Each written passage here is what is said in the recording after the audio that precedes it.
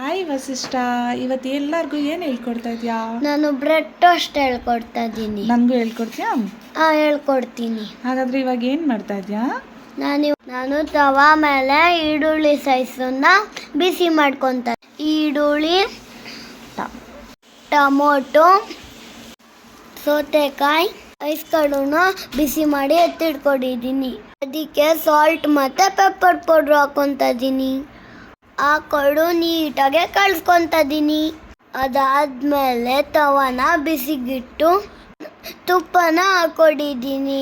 ನೀವು ಬೆಣ್ಣೆ ಬೇಕಾದ್ರೂ ಹಾಕೊಳ್ಳಿ. 4 ಬ್ರೆಡ್ನ ತವಾ ಮೇಲೆ ಹಾಕ್ಕೊತಾ ಇದ್ದೀನಿ. ಅದು ರೋಸ್ಟ್ ಆಗಬೇಕು ಚೆನ್ನಾಗಿ.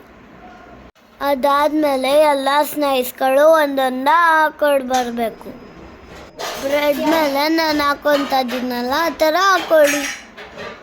ಎಲ್ಲ ಸ್ಲೈಸ್ಗಳನ್ನ ಹಾಕೊಂಡಾದ್ಮೇಲೆ ತುರಿದಿರೋ ಪನ್ನೀರನ್ನ ಹಾಕೊಳ್ಳಿ.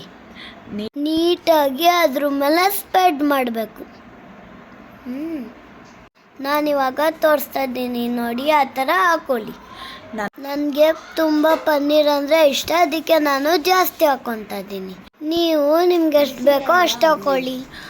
ಅದಾದಮೇಲೆ ಬ್ರೆಡ್ಡನ್ನ ಕ್ಲೋಸ್ ಮಾಡ್ಕೊಳ್ಳಿ. 2 ಕಡೆನೂ ರೋಸ್ಟ್ ಆದಮೇಲೆ ತಟ್ಟೆಗೆ ಎತ್ತಿಡ್ಕೊಳ್ಳಿ. ಅದಾದಮೇಲೆ ಚಾಕುವಿಂದ ಕಟ್ ಮಾಡ್ಕೊತಾ ಇದ್ದೀನಿ.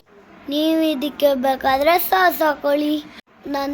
ನನ್ನ ವಿಡಿಯೋನ ಲೈಕ್ ಮಾಡಿ, ಶೇರ್ ಮಾಡಿ, ಸಪೋರ್ಟ್ ಮಾಡಿ.